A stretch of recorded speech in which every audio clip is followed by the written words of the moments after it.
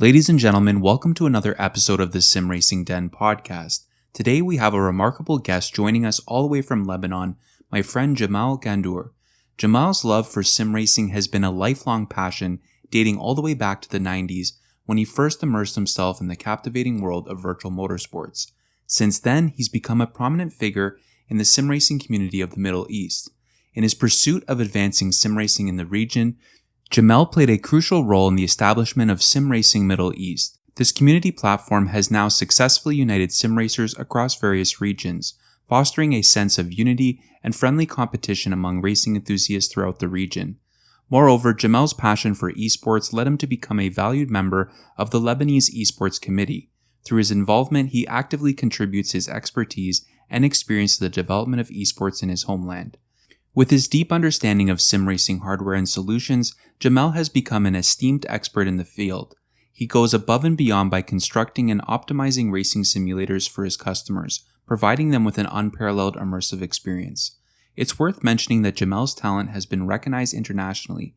He was a finalist in the Middle East GT Academy competition in 2014, where he showcased his skills in a variety of real-life race cars.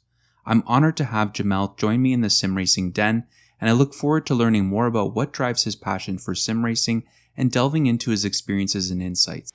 Jamal, welcome to the Sim Racing Den, my friend. I'm very happy to have you here. You've been a supporter of the channel, and we've talked a few times, sort of online.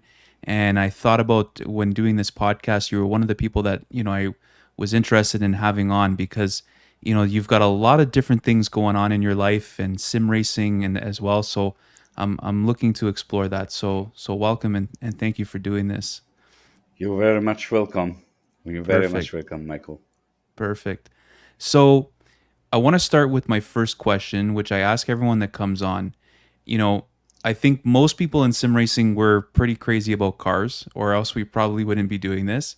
Yeah. What is your first childhood memory or earliest experience with racing or cars? Like what sparked the passion, do you think?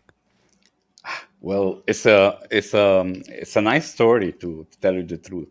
I was I went with my family to a park, to amusement park, and they left me to do whatever I want, and I saw these go karts, electric go karts, go around, around, around, and that was pretty much in the late 80s. So I jumped into one of them and I drove it. And since then, the bug hit me. And I That was it, wanted to eh? do way more than that.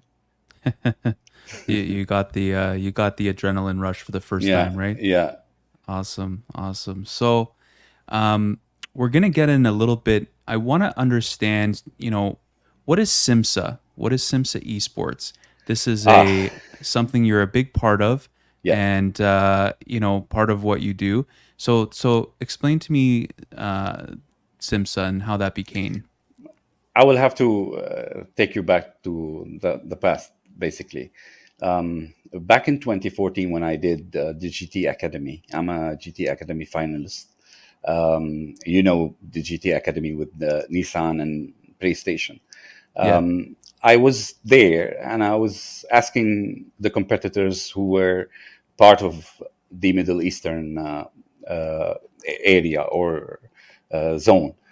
Every single one of them was telling me that I just bought the PlayStation just for this competition. And I'm doing this competition based on my expertise in real life motorsport, which for me this didn't stand with the regulations of the championship, and I didn't see or felt I'm surrounded by actual sim racers. So I told myself that as soon as I come back, I will try to get everyone under one roof, every sim racer of the region under one roof. And I came back here and I did the Sim Racing Middle East, which was the very first community and still going until now. Uh, Sim Racing Middle East went above and beyond what I expected at first. yeah, But then later I had to work in Dubai, in UAE to be particular, and I met Peter Cravata. He's a enthusiast for sim racing and wanted to do with me a merge into a proper, not just a community. He wanted to do he wanted to do it with the business aspect as well. Right. So we joined ventures, and SIMSA was created. There's two parts of SIMSA. There's SIMSA, the simulation motorsport affinity, which is basically doing consultancy, doing work for sim racing, building rigs, every consultancy, the esport part of it as well. And there's SIMSA Esport, which is the team, the virtual racing team Right. that we do all the competition on. Peter later on nowadays is fully indulged and fully involved with the SIMSA esports of things. He's doing a tremendous job with leading the team and providing everything they need, including their setups, their everything. Livery setups, sponsorship talks, and all the needs. And to be frank, it's working. With Peter being in the lead for that part, while I took the commercial side of it, like promotional side of it, and dealing with the media. And I took the consultancy business as well. Together, we did the McLaren Shadow project, which was in 2018 for Yeah, I was going to Bahrain. ask you about that. How did that come about, and what was the Uh, experience there? yeah, it was fantastic. First of all, they contacted me based on the community that I created, which was SimRacing Middle East. And Right. they wanted the expertise in the esport field, since they never did that before. I spoke to Peter, and we decided to put it under the SIMSA umbrella instead of SimRacing Middle East, because SimRacing Middle East is by itself only a community. It doesn't do anything So it's business related. SRME is not. It's more competition, just community and It's social. only community, social, Got it. and bringing everyone together. Right. While SIMSA is the if you want, is the leader in the Middle East when it comes to consultancy in the esport as well as in the hardware business. Interesting. So so we did that, and we were 100% focusing on that, and we still up until today focusing on that. SIMSA being the business side of things, while SimRacing Middle East is the fun putting together community. And I'm having troubles to tell you the truth with the community part of it. While SIMSA is doing fine, we're 100% doing everything we can in terms of consultancy and esports and consultancy over the hardware business. So what led you? So the main goal at the beginning was you said, okay, there's a lot of passionate sim racing people in our community. You know, how do we bring them together? Was it for to compete, or was it more to just kind of build the community To initially? build the community initially, and I'm still at it since 2014 up until now. I'm still at it. I have this dream of one day stomping on our Discord. One kid would stumble on our Discord, see 200, 300 people talking to each other about sim racing and about everything in sim racing, all the different titles, and sharing files and doing a community that's engaging and raging. Yeah. I would dream to reach that point, and I don't want the things that happened with the Asian people to happen with us. Like, for example, the Asian people is like pretty much divided into small communities. Right. Um, I wanted the sim racing Middle East to be much more broader, since there's not much huge numbers when it Yeah, comes for to sim sure. You're racing. stronger together almost, right? Yeah, yeah, yeah, Than separate, and you can yeah. That's 100% true. more resources, more expertise, more sharing, and yeah, that's wonderful. I and mean, it, and to tell you the truth, I took sim racing Middle East, and I tried to contact other communities at first to get the involvement, and to people to see that sim racing Middle East is higher rated than anything that can happen in the future. Like for example, if someone decides to do like an Egyptian, for example, community, mm, would rather talk to SimRacing Middle East. That's because they do have the reach.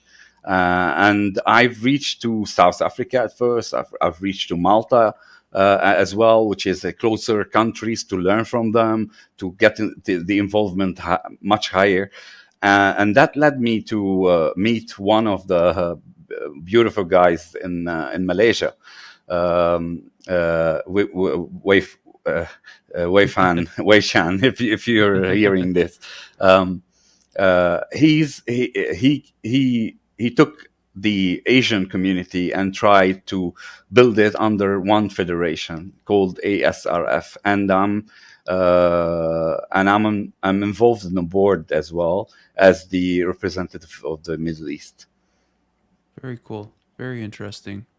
So what was?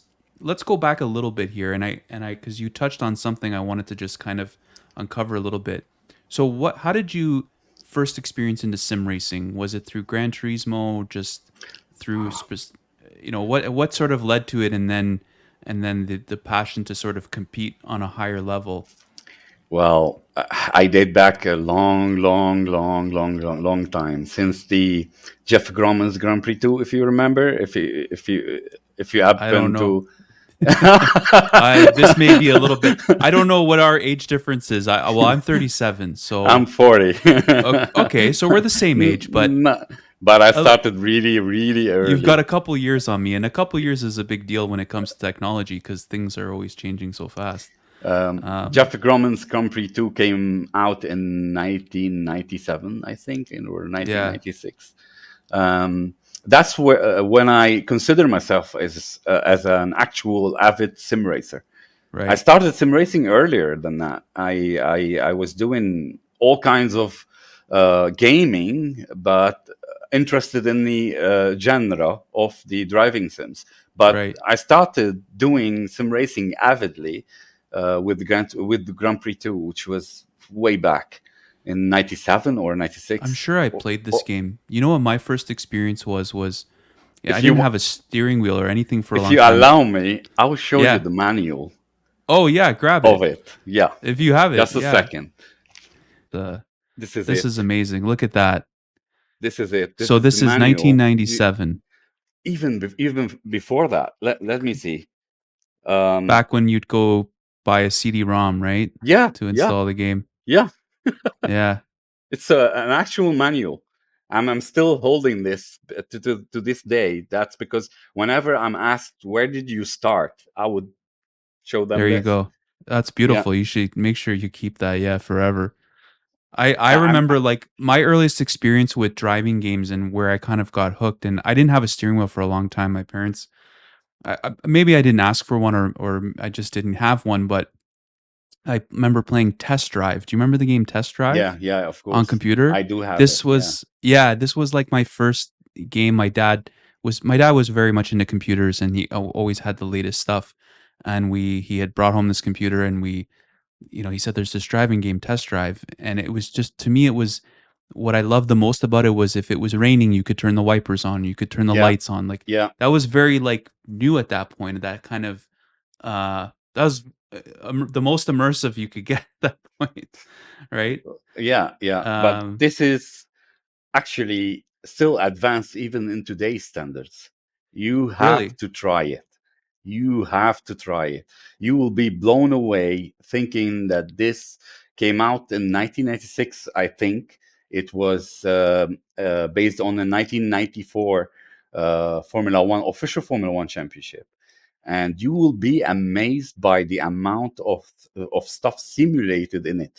Even Niels Husenfeld still uses it today for his comparison when it comes um, uh, uh, to the physics of the physics No engine. way. Yeah, Wow. That's amazing. Grand Prix They were 2, ahead of their then time. yeah, way ahead. Actually, the creator of this game, Jeff Grumman, is is considered the grandfather of sim racing. Because of the physics, I guess, involved in the Yes, game.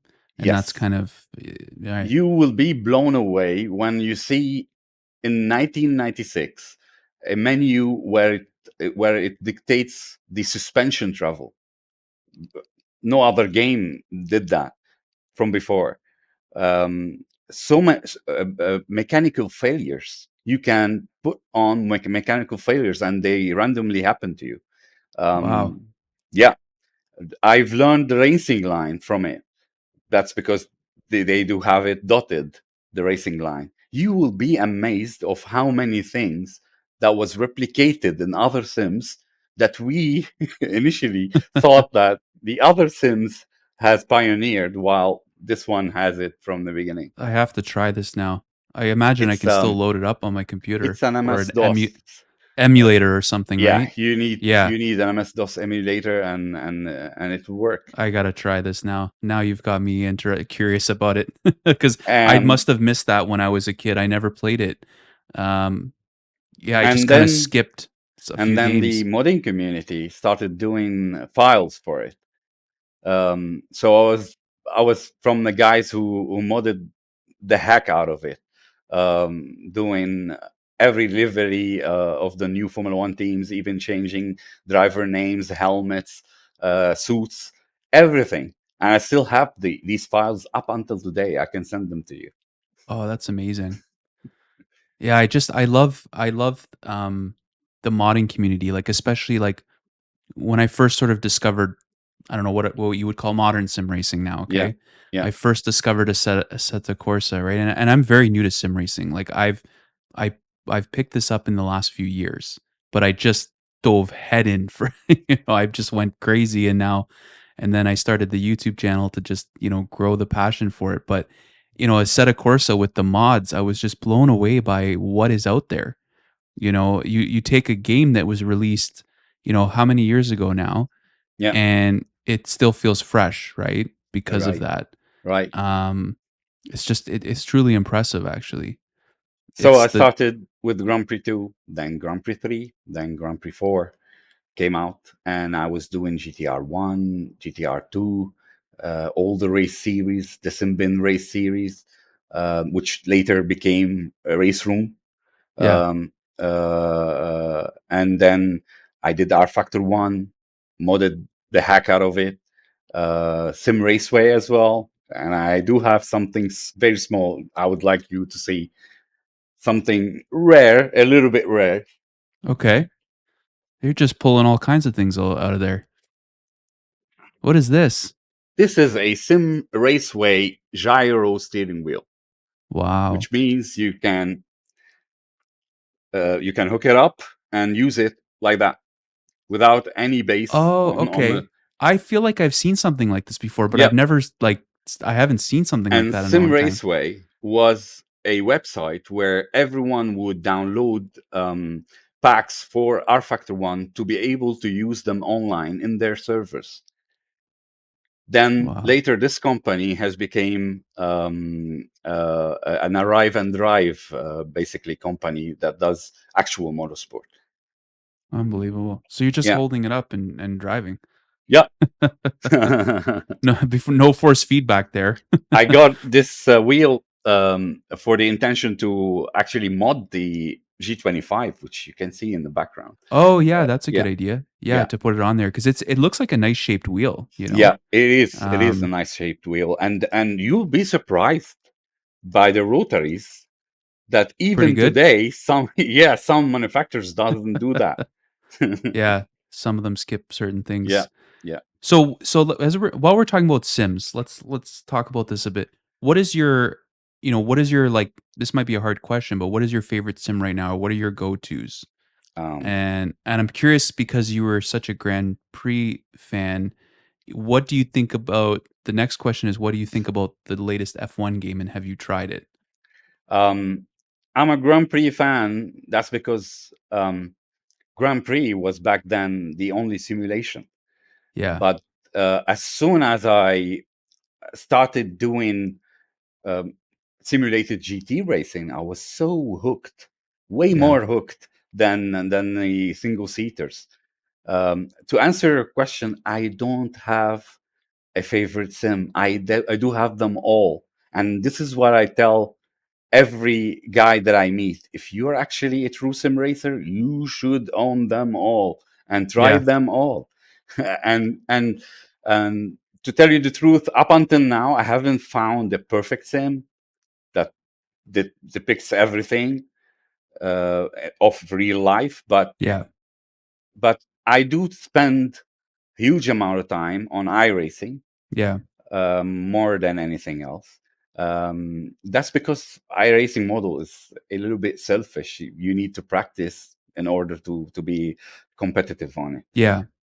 I like the challenge of iRacing. I mean, it Yeah, was. of course. I think when I first started, I I think it was, Assetto Corsa was like one of the first. I have all of them installed now. And actually today, this morning I decided just to start to play Automobilista 2. I hadn't played it in a while because I've been doing a lot of iRacing, and honestly sometimes I haven't been doing a lot of racing because when I'm making YouTube content, the funny part is that I'm testing equipment, but then the filming and editing process takes a long time after. So, but I Have was you playing. tried Automobilista 2 in VR?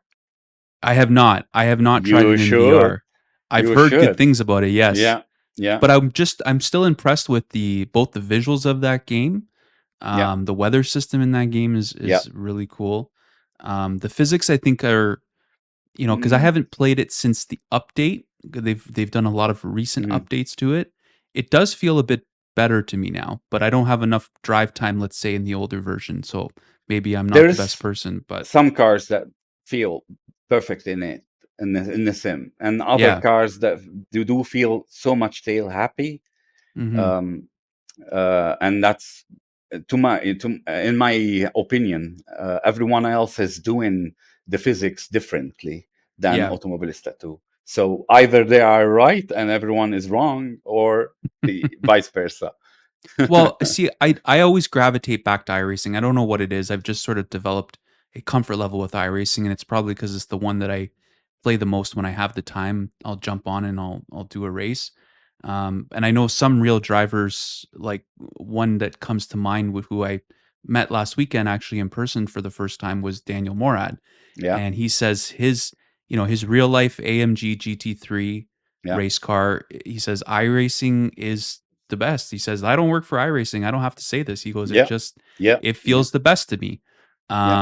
So I don't know. I've never driven a real GT car, a race car. So I don't know, but I tend to like the challenge of iRacing because there is a bit of, it is not as forgiving as some other sims, I would say, Yeah, yeah. for sure. But, and the competition system works really well with it, right? Though He the penalty systems, I know of there's still some it's improvements highly there. debatable, the penalty system. We could do a whole podcast about Yeah, iRacing yeah, penalty systems, I think. yeah, yeah, yeah. Daniel Morad, by the way, is from Lebanese descendants. Yes, he Um, is. Yes. uh, and I spoke to him on numerous occasions. He Yes. likes iRacing. That's because of the braking feel that he Yeah, can he's get mentioned from that. it. Yeah, Yes. Yeah, he said for braking that has been the most realistic to him. yeah, yeah, Yeah, I went to go see the race here at the Canadian Tire Motorsports Park, yep, and to see Daniel. Unfortunately, Daniel's teammate, they had an incident, so Daniel couldn't even drive. So I was excited to see Daniel drive on the track in real yeah, life, and I didn't get to see it, unfortunately, and I feel bad yeah. for the team. I But saw your story yeah, that's racing though. placed on the side track, Yeah, on one of the most important corners of that track. Moss Corner. Actually, Oh, it was oh amazing. yeah, that corner. Actually, this is the most brilliant. Canadian circuit on earth.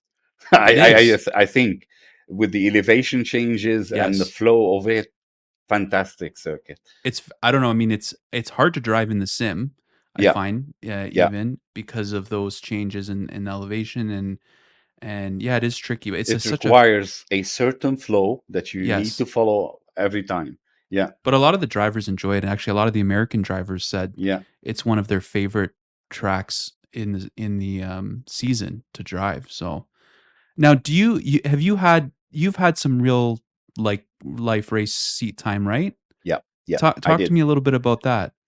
Um, Everything happened for me in the academy. Before the academy, I've never set foot on a racetrack Right. before.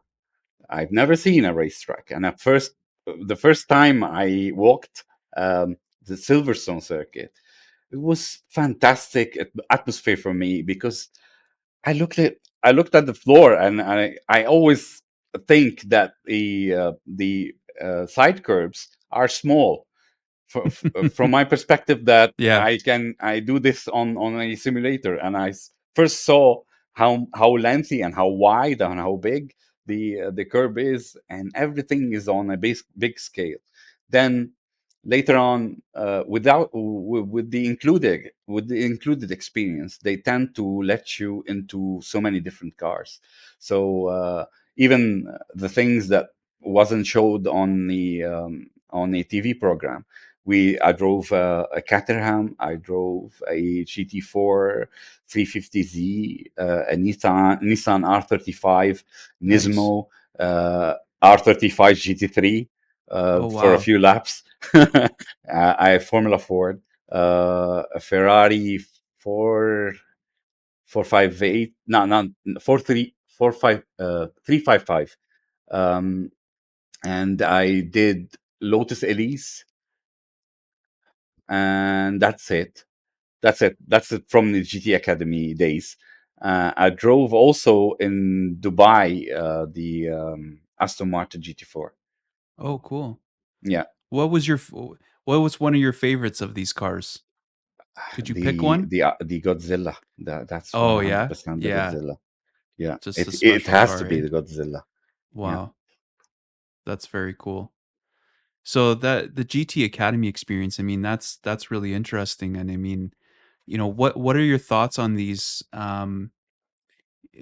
programs like GT Academy where we can take sim racers and bring them into the real world? I'm seeing a little bit more of things like this now. Now, Prodigy Racing uh, is one that comes to mind, but um, what are your thoughts on this? I will tell you the truth. The actual concept of moving a sim racer to real life is by now known to everyone, that Yeah. a sim racer can deal with everything on a track, and he's right off the bat 80% of the way educated to do the necessary stuff and physical stuff Hmm. to do actual racing. What it depends is the fear factor and the g forces that he feels Yeah. away from the simulator.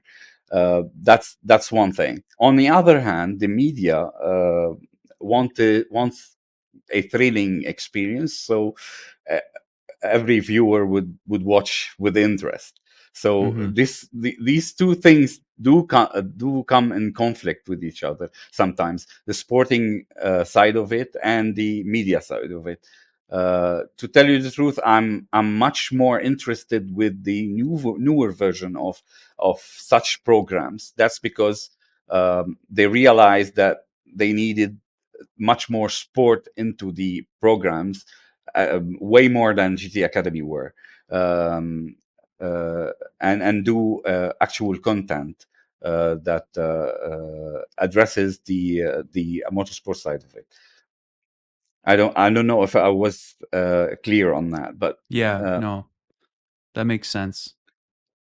Yeah, I think sim racers will have some of the racecraft, the knowledge of the car physics a bit, right? But yeah, the G forces, the training, that is yeah, the other yeah, piece yeah. that has to come with that, right? But like you said, they're potentially already further along than somebody just coming into, or even just coming out of karting without the experience of, let's say, a GT car in a Yeah, sim, right? yeah, So there's all these different, skill levels for sure, I would yeah. think. So yeah, that's very cool. So let's switch gears a little bit. Let's talk about the because this part really interests me, because when I first came to know about you, I remember you sent me an email, and I have I've still go through that information and the pictures you sent me. It's amazing the work that you guys have done. So talk to me about the consulting and, building simulators in your region. How did that? I mean, I you talked a little bit how that came about, but tell me more about how that works. Actually, we are known to consult for sim racing, and build for key people that actually spread the word around. I built for all the rally people of Lebanon, and in Lebanon, the highest motorsport is rallying. Um, Yeah.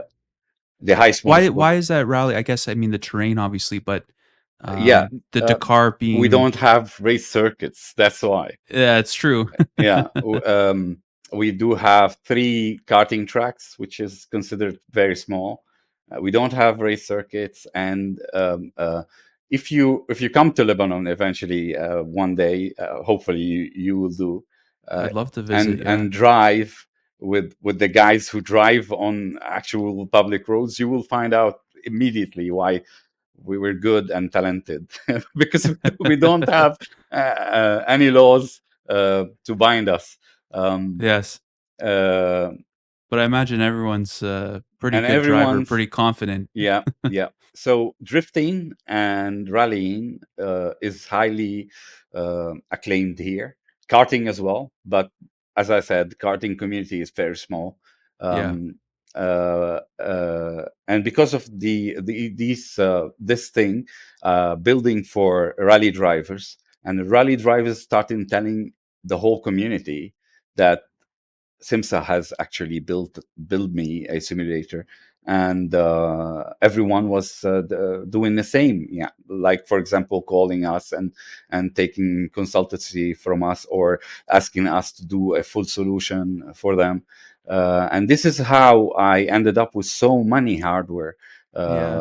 on my hands. That's the beauty. I'm not a YouTuber, but at the same time, I did test every single direct drive, for example, that's out there, every single belt driven steering wheel that's out there. That's Yeah, because when I do a certain solution, there is a lead time from when the all the parts has reached us and we assembled the solution for them. This gives me a space frame of time to test the stuff that's even like 3 weeks or 4 weeks or even yeah. more than that. Um, and I did personally have the intention to try and keep most of my hardware. I still have some, but so many of them I sold them. Yeah, it makes sense, right? I mean, you wanna, if you're gonna be, providing advice and consulting, right, you have to test all the different equipment to sort of know, what works best, and maybe you, in talking to somebody, I'm sure you make decisions as to this particular person, what they're after, the type of sim. They Yeah, might be better geared towards this hardware or towards these pedals yeah, because of the style of racing or the style of driver yeah. they are, maybe, right, in real life. I would like So, to take this opportunity to make a little shout out. yes. One of my actual friends, and he's a legend in Lebanon, considered legend among many, called Abdo Feghali. Okay. Um, he's a Red Bull athlete. You can look him up. He's the creator of the Red Bull Car Park Drift in this region. Oh, wow. And he multiple times won the Lebanese rally. Oh, very So he cool. was very, very interested in the consultancy that we do. And he has purchased this consultancy up until now 7 freaking times. So he has simulators at home instead of Wait, just one. 7 different simulators? I thought Seven you meant different he's been doing simulators. upgrades. Oh my He goodness. does have one P1X, Yeah, one with a P1X and a DD2, yeah. another with a small one that I did for his younger kids with a CSW V2.5 and V3 pedals, Nice. one for go karts with collaboration with Eau Rouge, the Belgium manufacturer of simulators. Yeah. I sold them Pierre Gasly, actual Pierre Gasly cockpit from Dubai, Oh wow. and one large ProSim simulator with triple 65 Full. inch Okay. display. Okay. And right now I'm building him a new one for his younger kids. We want to change from the CSW V2.5 to the SC2 Sport Wow, that's based awesome. on that. Yeah. Yeah. Well, it's amazing to hear that his kids are involved, the family's involved. They're all really and passionate and about it. Yeah. every time he goes to the countryside during summer, like for example these times, Yeah. he would ask me to rebuild a simulator up there. He cannot He. live, either him or his kids, without a simulator at home. I So a know. big large shout out to him, and Yes. he's Well, I hope he's listening. that's Yeah. because his fame has, and the words that he describes about us has brought us so many customers. We cannot take into regret or not to mention it Yeah. in any way possible. Yeah. It's really amazing. I mean, it's sim racing. I find in I've noticed this now that I've sort of put myself out there, let's say with the channel, is I get a lot of questions now like, Yep, "Oh, what should I buy?" Which and I don't pretend to be an expert in any means. Now I've now been had the opportunity to test different equipment, know where to the extent that you have, but it's I always find it tough making advice, right? Because it can be an overwhelming thing to build a simulator, right? Because it's not always just like it's not always straightforward. one Yeah, size fits yeah, all, right? yeah, yeah, And even for myself building my rig, I've it's been trial and error. I've tried different things, didn't yeah. like it, sold that But equipment, bought another one. in my You know, opinion, and I'm not saying this in front of you, in my yeah, opinion, what you have right now is clear, near perfect.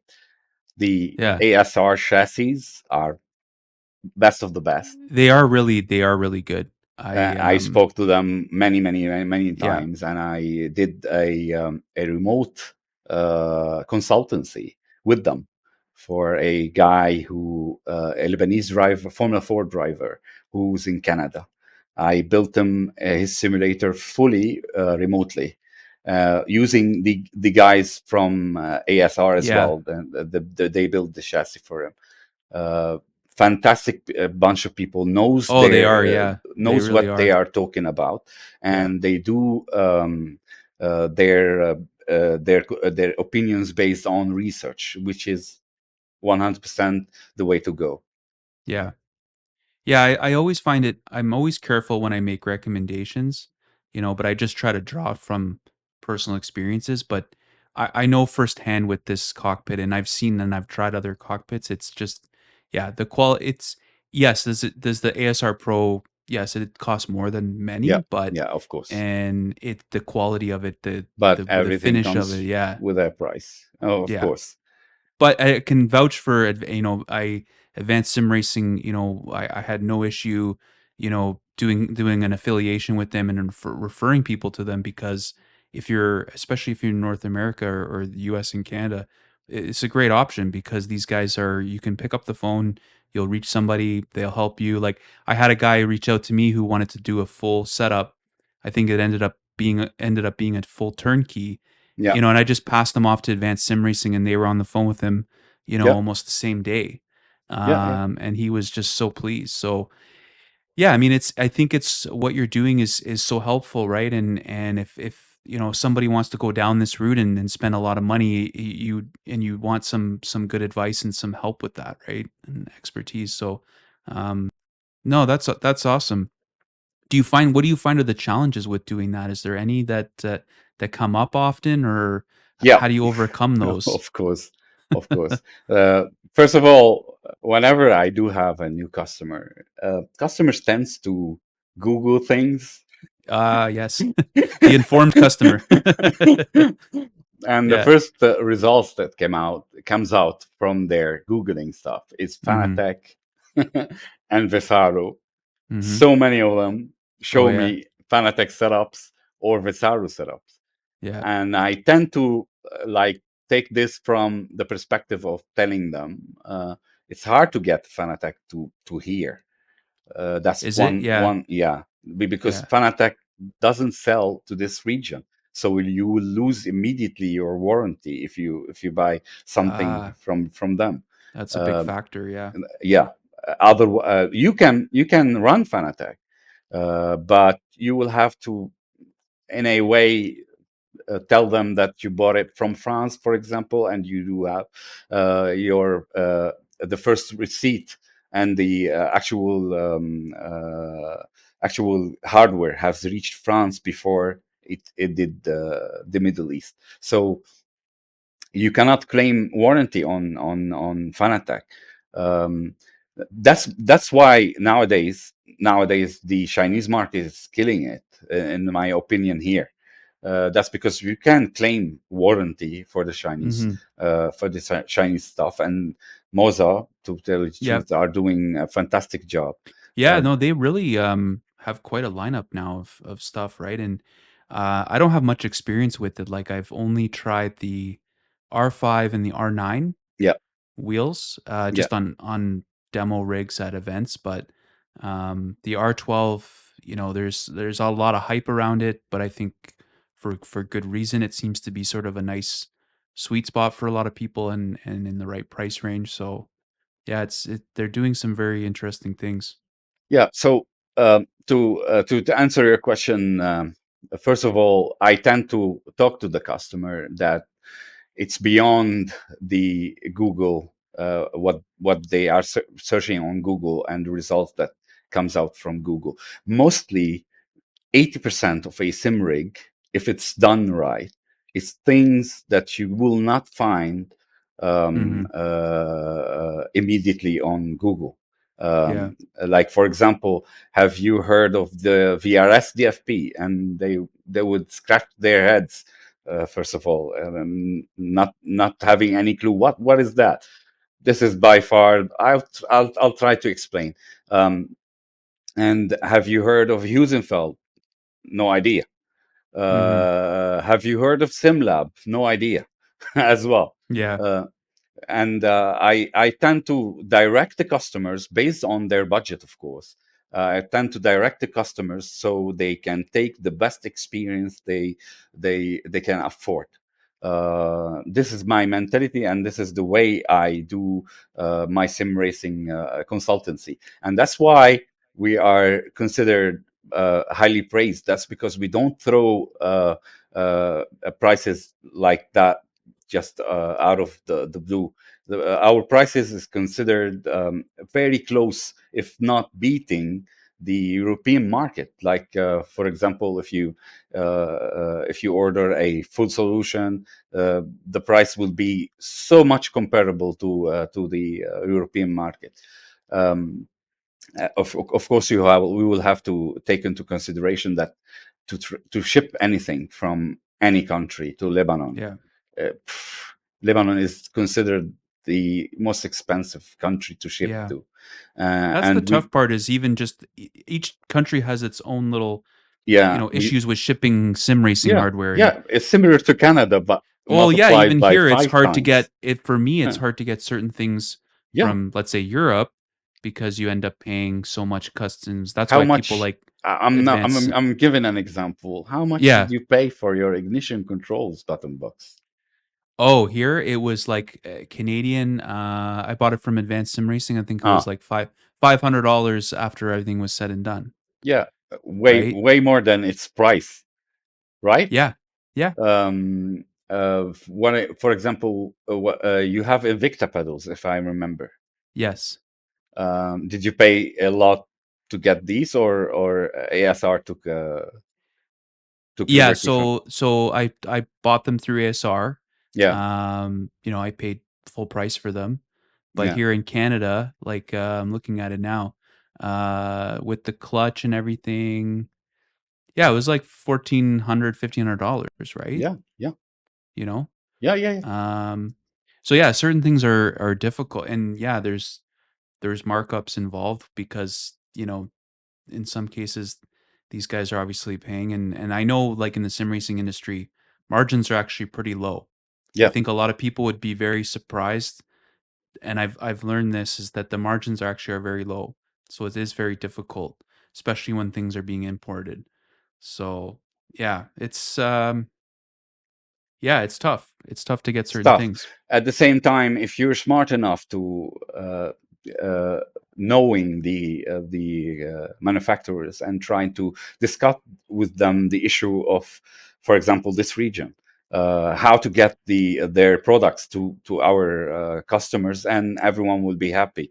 So this is the bread and butter of my daily work, is to talk to manufacturers, try to convince them to get the products to us in a smaller percentage, at least, so we can make a profit. But at the same time, the customer would not find any difference when it comes to the pricing. And we put together all this as a solution, and it ships out from here, from this office actually. Mm, It ships out fully assembled, fully everything, including 6 months of direct service. So nice. including, like, if you're sim racing at 4 a.m. in the morning, you call me, I have to answer. This is why what usually happens, like full Yeah. service for a good amount of time. Yeah, because that's the other thing is I think what a lot of people don't realize is even after you've got everything hardware figured out and Yeah. set up, then the software fun Yes. begins. Of Yes. there's so many little things So many and little things. And more things you add. It's more one of setup, right? the things that I hate personally, Yeah, when I do have a customer who bought his sim rig, paid good amount of money for it, and then leave it to dust, like he doesn't yeah, do much of sim racing. Like he turn it on, he do a couple of laps offline, and then he gets bored and he turns it off. That's because hmm, mostly my customers doesn't know the side of online gaming. I have to teach them as well, that you can yeah, do this, because you can yeah, do LFM, for example, in ACC. That will bring you a lot of um, actually reason to start sim yes, racing, motivation. Yeah, no, motivation. it's such a good point you make actually, because you know what I forget sometimes is that I mean, think you and I, we grew up as gamers, right? Yeah, We were gamers, but yeah, then there's a lot of people that they discovered sim racing, or they see somebody, or they go to a friend's house, they have a sim rig. Oh, I want to build a sim rig. Okay, but then yeah, they have no concept of how to actually interact, like you said, with the community and get set up yeah. online, and even how to do that, Yeah, right? and So involvement with leagues, for yeah, and they're example. missing out. Yeah, Yeah, they're missing out big time. And every single someone that I teach him or guide them through this starts using his simulator way more. Then yeah, later on, he would call me, I need an upgrade for this or an upgrade for that. So yeah, everyone wins. He is winning and I'm winning in the end of the day. So yeah, this is by far the most important thing, that when you buy a simulator, it doesn't matter to me how expensive it is. What it matters to me the most, how you will be using it. yeah. That's why, for example, right now, in this final month or two, I've been backing up a lot of Assetto Corsa, the original Assetto Corsa gaming, or on the original Assetto Corsa. Even though for us sim racers, it's very old platform. Uh, Mm-hmm. it's doing great, but very old platform. but I'm trying as much as I can to get people way more involved in online gaming, to get the idea of using the online gaming for other sims. And I did that in collaboration on TikTok, for example. I did Okay. that in collaboration with most of the streamers, and I built them 16 different servers. All of them are called SRME, and everyone is welcome to Oh, join them. cool. Nice. We do drifting, we do roaming, we do drag racing as well. So everything that they do fancy, it's in there. But and at the same time, you don't have to have a sim rig like any desk. G25 or 27 or 29 would be Yeah, yeah, perfect, that's sure. and you can join and have fun. Yeah. This way we are indulging people to be part of the community, to be part of discussion over stuff that they do, instead of doing offline laps, for example. So many people I meet, they tell me, I did this lap time on Suzuka, on Spa, for example, and I would tell them, that's good. Did you try and race before Yeah. online? They would say, no, I didn't try it. And the first thing, when they try, they find themselves being 2 seconds off the pace, and then this motivation to move themselves up through the ranking becomes Yeah. true. Oh, uh, it's so true. I mean, I have to admit, when I first built my first rig, I was just kind of messing around with different things, and I was nervous to even go online because I just wasn't confident in my skill level. But and then once I discovered iRacing, and like, you'd come out of a really competitive race and you'd just yeah, be buzzing still, yeah, right? Or yeah, I remember my first win. I have the certificate up here yeah. because I I hold it like it's like I won the Monaco Grand Prix or Yeah, something. But I was really proud of that first win in iRacing we all because did that. Yeah, the feeling of it was, I remember, and I was just here by myself, just yes, yeah, yeah. I But should print mine and put it yeah, up there. I won it. Unfortunately, I didn't win it in my favorite car, which is the Porsche, but I won it in the. I was using the Ferrari, doing the Ferrari series, the Ferrari How many 488. wins you have in iRacing up until now? I should know this off by heart, but I've not a lot. I think, I don't know, maybe 7, 8. But to be honest, I don't race as much as I'd like to. Yeah, yeah, Um, and I was going to ask you too, because I find juggling just time and yeah, life is tough. I mean, I wish yeah, I could just sit at home and sim race all day. yeah. That would Of be course. wonderful. How do you balance? What are your other hobbies and professions that keep you busy outside of Well, all the sim racing stuff?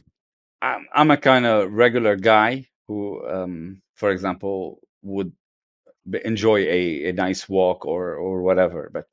But in terms of uh, uh, hobby, I would Yeah. say it's only sim racing, and it's been sim racing since I don't remember since when. And Hmm. I do breathe sim racing. I do have sim racing for breakfast, lunch, and dinner. It seems Uh, like it. Yeah. y- yeah, um, I find myself going down the same rabbit hole now. yeah. I You will, don't see myself. I cannot. You know what's funny, Jamal, is I cannot picture my life now without it. If you were to just take all this away from me tomorrow, I'd be devastated yeah. because I enjoy That's it so that's much. something which is extremely funny. Whenever we have to look for a house for rent, um, I there's always a specific thing that I order, which is a room just dedicated for sim racing. Yeah. And I have to get that settled and do it. And yeah, it's a hassle, but at the same time, it's so lovely. And the situation for me right now is just that I have to move every three years to a Yeah. new location. So this is a practice of disassembling the rig Oh, I and can't rebuilding imagine again. disassembling this thing now would like I told my wife I never want to move because I never want to move this thing. But Yeah, and I'm lucky too that I have, what I call the sim racing den, which is my home office. This is just my playroom here, right? yeah, yeah. And it's very small, but I'm planning on moving and building now that I'm doing this YouTube stuff more often. I On want to build studio. a better studio. I have Yeah, a yeah. spare room in my basement that was agreed to be given to me by my wife. In exchange, she's going to be getting her own office too. So yeah, I'm dreading taking this apart in some way, but I mean, I'm sure you've gotten used to doing that and Yeah, tinkering. yeah, It's I find I sometimes enjoy, and I think you're the same way, is the building of the hardware, and it was so fun for me. Just building my first rig was a lot of fun, and the yeah, different things I was able to do with that, and then building the new one was equally as much fun. I enjoy the tinkering. I find sometimes I yeah, spend more time tinkering and yeah, messing yeah, with stuff on the yeah. computer, downloading dashboard templates, and then I'm like, I haven't even raced tonight. As It's gamer muscles used to say, there's two types of sim racers. There's the one that tinkers all day long, and there's mm, another one that does actual sim racing. yeah. You know what? But Yeah, I think that's the nice part about it is that there's something in it for everybody, and we all gravitated to it likely because we loved cars and yeah. racing, but we're also kind of nerds at heart when it comes to Mechanics and computers and everything. technology. Yeah, You have to be a technology, little mechanics, bit, and yeah, there are people, but that's the thing is you don't have to be because you can call somebody like you and yeah, say you can figure out all that for yeah. them, and then they That's can just jump in that's and the race, approach that so right? many people nowadays you take when it comes to consultancy. They don't want anything to do with it. They just Yeah, want to start it on and race. yeah. So I want to ask you this, and this is a big question. Yeah, Um, how do you see, or what do you see in the future of sim racing in terms of the technology? Maybe it's the competitive scene, or there's just developments in general. What are you either thinking's coming down the road, or what would you like to see? What are you looking forward to? Because I know you'll have a lot of insight on this. I feel like. yeah, yeah, yeah, yeah. There's Sean Cole once spoke about sim racing pizza, if Okay. you recall, which is trying to take everything that's good from each simulator and put it together. Like if you uh, if you imagine this, that would be the ultimate simulator, Yeah. um, or title or game. Um, I would think we are getting there, and the competition level is getting there. If we remove just the ego of the different factions fighting with each other to take the esport level of it, we Hmm. will reach there much faster. That's because sim racing in itself is the only form of esport that actually the competitor is doing the same physical work as the actual someone who's driving the car. So that's two aspects if you look at it, from the gaming aspect on the competition aspect and from the physical aspect as well. So to my in my opinion, we are reaching way higher than normal when it comes to the advancement of the simulators and sim racing. The future is too bright, Yeah. and for me it started, like, for example, when someone calls me asking for a solution, who never heard of sim racing before, but he's asking for a solution immediately, like 1 week after he heard that you can do this, in terms of if you like motorsport and cars and whatever, you can do this. They are calling immediately. um, um, to me, the advancement of sim racing will never stop. We are going to see bright futures ahead, and but I'm not sure about the esport side of things. But everything in the simulation world will progress and be Hmm. so much better. Yeah, I definitely agree with you. It's I even when I go to events like let's say the race that I was at with advanced sim racing there, and you just the level of interest from people when they see the sim rig or they see a Yep. sim racing setup, it's even if you don't like cars, you're just curious about it, Yeah. and then so many people were walking up to Marc Andre and how do you build this? How do I do this? And definitely a genuine curiosity for it for sure. So I think that's only going to increase. So what are your future goals? What's next for SIMSA or the consulting or the esports? Is there anything you want to shout out or anything that is coming up or on your roadmap? Well, on my roadmap is first and foremost the community, to build it Yeah. and to reach the dream that I've told you about, which is seeing a huge amount of people discussing all the time about sim racing, indulging within each other, Hmm. making them the servers that they need to go to and compete maybe against each other, because we can use these numbers to do events on a larger scale for the Yeah. region, and that would bring sim racing on a high for us, uh, because everyone else in Europe and or in the United States of America, they are doing the competition side of the sim racing, while we are taking sim racing for just for us or users for online racing somewhere, if you're competing with another region or such thing. Uh, Yeah. we're trying to build a community that's active within the region. That's the main focus of the future goals. Second of all, when it comes to consultancy, um, I'm aiming for much higher. For example, being able to show the customers that comes in different range of gear, then they can choose whatever they like with the budget they do have, or uh,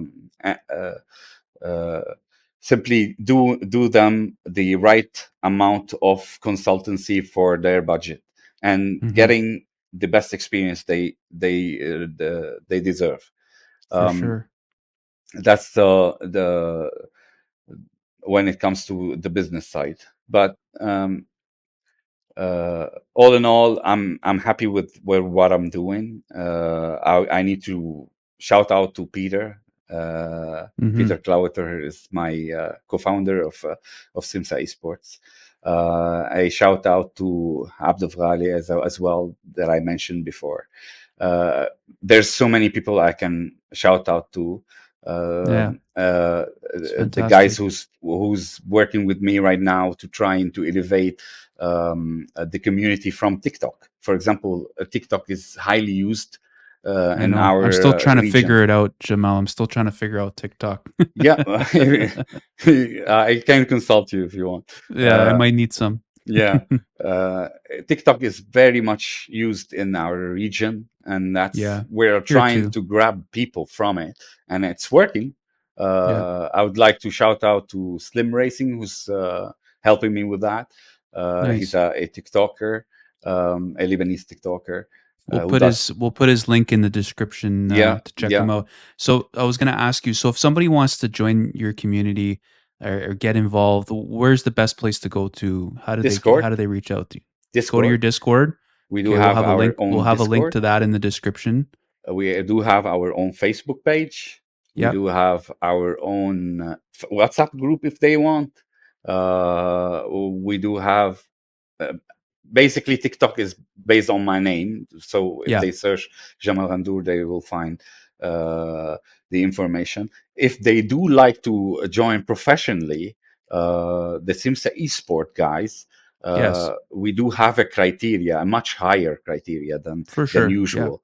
That's why I don't say it. I would leave Peter to explain it. But Yeah. usually we do have a much higher criteria. That's because the team has reached a certain stage that we're competing in 24 hours of in virtual 24 hours as well. Yeah, so there's a certain standard to reach that, but they can start with the community and build themselves from there. I will provide you with everything for the links they Yeah, can for join. sure. And Yeah, I'll have links below in the description, everyone. So to check out all their, everything, their social media, Jamal's page, and how to get involved. So, I wanna thank you, Jamal, for being on the podcast and taking your time to do this. I love talking to sim racing with people, and you offered some really interesting different perspectives. So I hope to talk to you again soon, my friend, and wish you all the best. So thank you again. thank you, my pleasure.